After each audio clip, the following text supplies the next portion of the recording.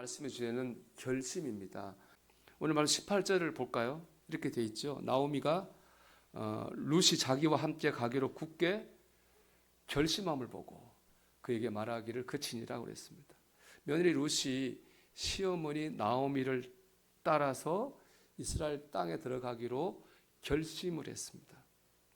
이제 시어머니를 따라 이스라엘 땅으로 들어가겠다는 이 결심은 단지 효도 때문에 한 것도 아니고요. 이스라엘 땅으로 이사 가겠다고 하는 결심도 아닙니다. 이는 이제부터는 믿음으로 살겠다는 결심이에요. 우리 16절 말씀 이렇게 말하고 있잖아요. 룻이 어머니의 하나님이 나의 하나님이 되시리니. 룻은 원래 모압 사람이거든요. 이방 여인, 하나님 안 믿는 사람이에요.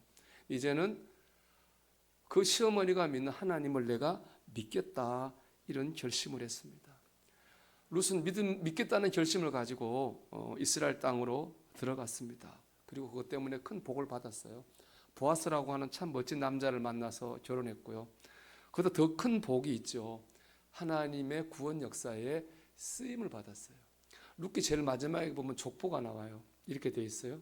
룻이 보아스하고 결혼해가지고 오벳을 낳아요. 오벳은 이새를 낳죠. 이새는 다윗을 낳아요. 다윗은 룻은 다윗의 증조 할머니가 되는 거죠. 그리고 다윗의 혈통을 따라서 예수님이 오신 거예요. 룻은 이방 여인이었는데 하나님을 믿겠다고 하는 결심 때문에 예수님이 오시는 그 구원의 역사에 귀한 역할을 감당하게 되었습니다. 우리가 하나님을 믿기로 결심할 때, 더 잘 믿기로 결심할 때 하나님은 우리를 축복하십니다. 우리가 천국에 갈 수 있는 것은 내가 천국에 가기를 결심을 해야 되는 거예요. 이 시간도 마찬가지죠. 이 예배를 통해 은혜를 받고 싶으면 은혜를 받아야 되겠다라고 결심을 해야 되는 거예요. 하나님은 결심하는 사람 위에 역사하시는 분입니다. 근데 정반대의 경우도 있어요. 바로 룻의 시아버지인 엘리멜렉입니다. 엘리멜렉은 베들레헴 에브라스에 살았습니다. 근데 그 땅에 흉년이 들었어요.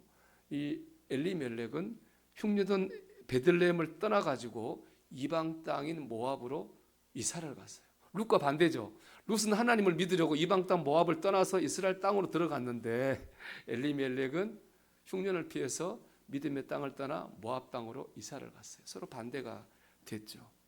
인간적으로 보면 이해하지 못할 바는 아닙니다. 흉년이 들었으니까 먹고 살려고 이사를 간 거죠. 하지만 신앙적으로 보면 매우 잘못된 결심입니다. 왜냐하면 그 베들레헴이라고 하는 것은 하나님께서 엘리멜렉에게 주신 땅이기 때문에 그렇습니다. 이스라엘 백성이 가나안을 점령했거든요. 이제 땅을 어떻게 나눴느냐? 기도를 많이 했어요. 기도를 많이 한 다음 제비를 뽑았어요. 그 뽑힌 대로 이제 자기 땅이 되는 거예요. 즉 그것은 하나님이 주신 그의 땅이 되는 거예요. 하나님의 땅이 되는 겁니다. 그 때문에 그 땅은 아무리 어려워도 믿음으로 지켜내야 되는 땅입니다. 그런데 엘리멜렉은 육적인 이유로 믿음의 땅을 떠났습니다. 이방인의 땅에 가버리고 마른 거죠.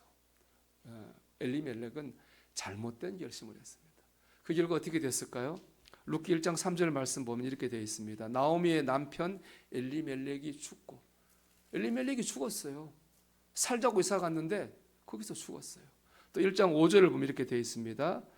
말론과 기론 두 사람이 다 죽고, 엘리멜렉 아들이 둘이 있거든요. 그 두 아들이 말론과 기론인데 그 두 아들도 다 죽었어요. 살려고 갔거든요. 흉년을 피해 살려고 갔는데 살려고 갔던 그 땅에서, 그 결심 끝에서 엘리멜렉 자신이 죽고 두 아들이 죽는 비참한 결과를 맞이했어요. 오늘 본문의 메시지는 너무 분명해요. 믿음으로 살기를 결심하는 사람에게 하나님은 복을 주세요. 반면에 믿음으로 살지 않고 믿음의 땅을 떠나는 잘못된 결심을 하는 사람에게 하나님은 벌을 주세요. 사랑하는 여러분, 믿음의 결심을 하십시오. 좋은 결심을 하십시오. 이 시간도 그래야 되겠고요. 이 말씀을 듣고 이제 세상으로 나갈 때는 마음속에 나 믿음으로 살아야 되겠어. 하나님 기뻐하시는 삶을 살아야 되겠어. 여러분, 그런 결심을 할 수 있게 되기를 주의 이름으로 축원합니다. 하나님은 우리가 좋은 믿음의 결심을 할 수 있도록 우리 인도하세요. 이 제목이 오해하기 쉬워요. 인간의 결심, 하나님의 역사하니까 하나님은 인간이 결심하면 그 뒤에 역사하시는 수동적인 분으로 생각할 수 있거든요. 그렇지 않아요. 하나님은 우리가요, 좋은 믿음의 결심을 할 수 있도록 적극적으로 인도하시는 분이에요. 하나님, 물론 엘리멜렉이 나쁜 결심했지만 결과적으로 하나님은 엘리멜렉이 좋은 결심하도록 먼저 역사하셨어요. 그게 뭐냐? 흉년이에요. 룻기 1장 1절 이렇게 되어 있죠.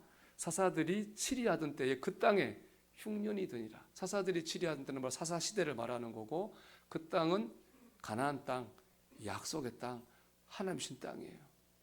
흉년 들면 안 되는 땅이죠. 하나님 신 땅인데 흉년 들면 안 되는 땅이거든요. 잘 돼야 되는 땅이에요. 근데 그 땅에 흉년이 들었습니다. 그 이유가 왜 그러냐?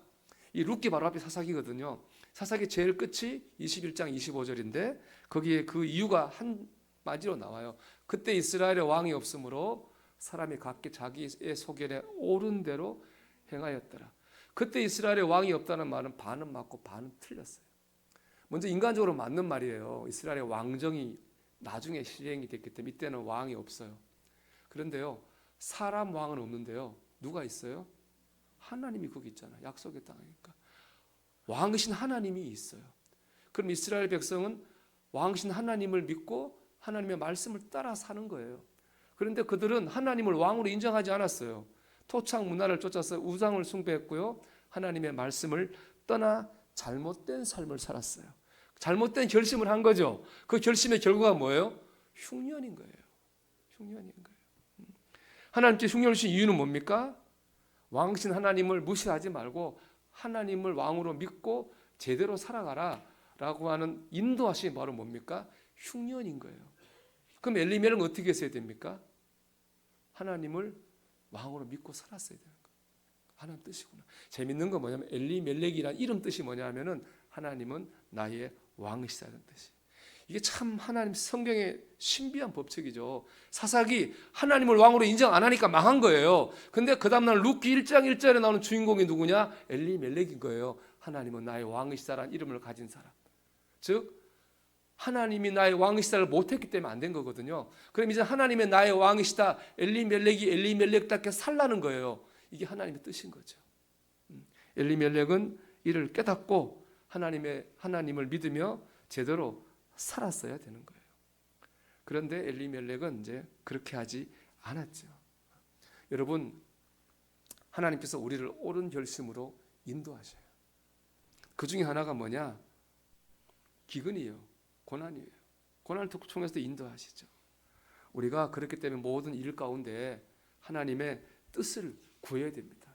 그래야 하나님의 뜻대로 살 수가 있는 거죠. 이 반대되는 사람을 보여준 게 바로 누구냐 하면은 엘리멜렉의 부인인 나오미입니다. 나오미 말한 것처럼 남편 죽었어요. 엘리멜렉 두 아들 말년 뒤로 죽었어요. 흉년보다 더 큰 고난이죠. 그 고난을 겪고 난 다음 나오미 어떻게 했느냐? 이스라엘 땅으로 들어가기로 결심을 했어요. 왜 그랬느냐? 그 중심에 하나님이 있는 거예요. 룻기 1장 21절 말씀 보면 이제 고향으로 돌아간 나오미가 사람들 앞에 얘기하는 거예요. 자, 이렇게 말씀해줘. 내가 풍족하게 나갔더니, 그러니까 이 엘리멜렉 집안이 모압으로 이민 갔잖아요. 그때 돈이 없어 이민 간 게 아니에요. 뭐 이민 아무나 가나요? 돈이 있어야 가는 거잖아요. 그때는 괜찮게 살았던 거예요. 그래서 모압으로 이민 갔는데 어떻게 했습니까? 이제 빈털터리로 고향에 돌아온 겁니다. 그걸 나오미 이렇게 표현합니다. 여호와께서 나를 징벌하셨고 전능자가 나를 괴롭게 하셨거늘 너희가 어찌 나를 나오미라 부르느냐 하니라. 즉 나오미는요, 자기의 불행이 불운이 아니라는 거예요.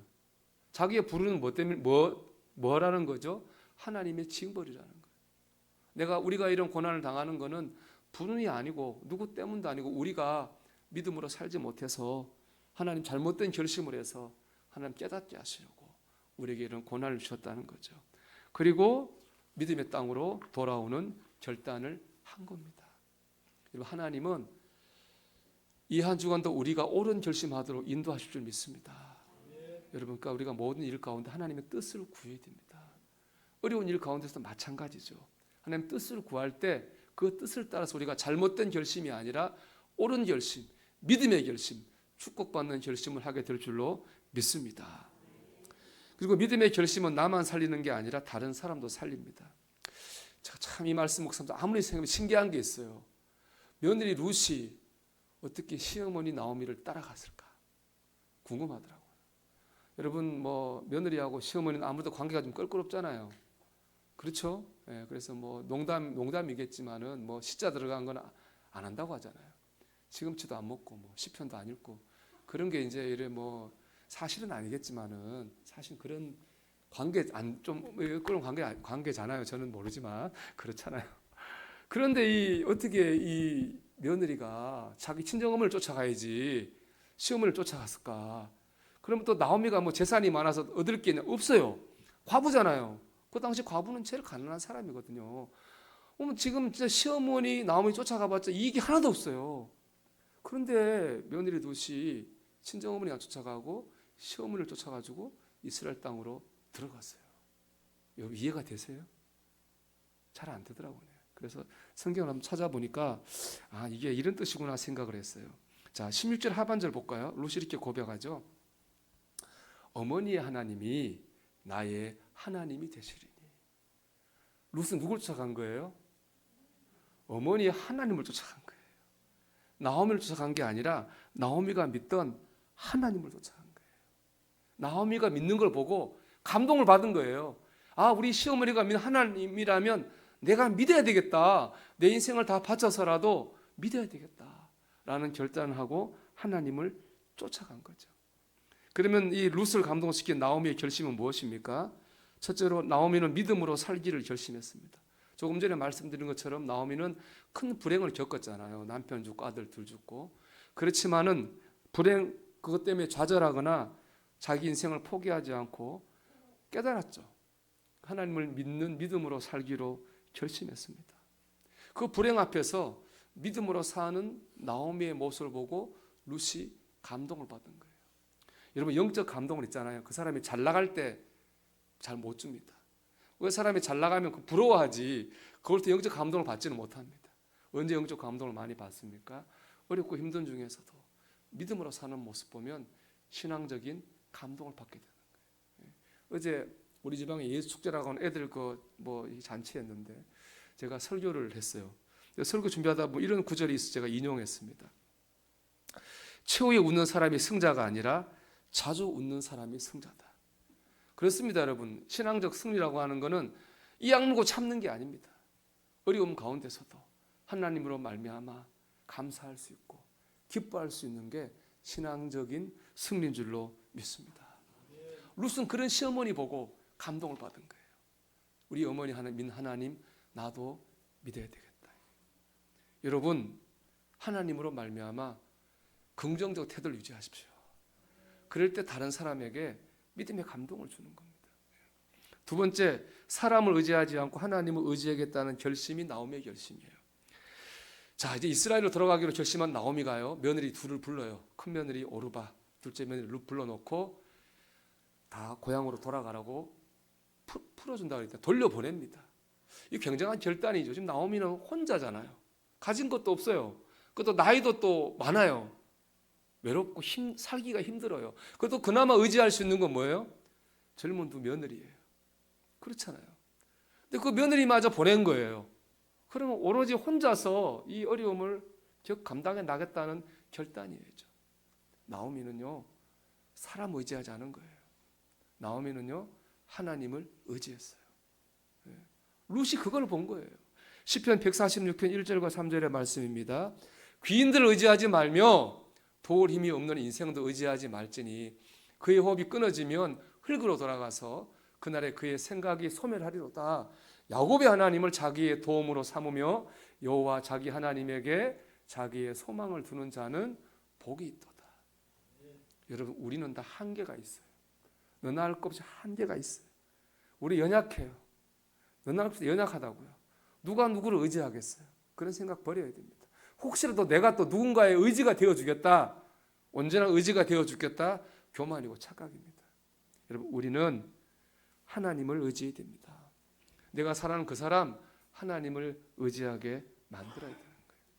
나오미는 하나님을 의지하기로 결심했어요. 흔들리지 않았어요. 그걸 본 룻이 감동을 받은 거예요. 그래서 어머니 하나님을 나의 하나님으로 믿은 거죠. 세 번째 나오미의 결심은 사랑하기로 결심했습니다. 나오미가 두 며느리를 불러가지고 친정으로 돌아가라고 하면서 이렇게 얘기합니다. 좋은 남자 만나가지고 결혼해서 행복하게 살아라, 그렇게 말을 해요.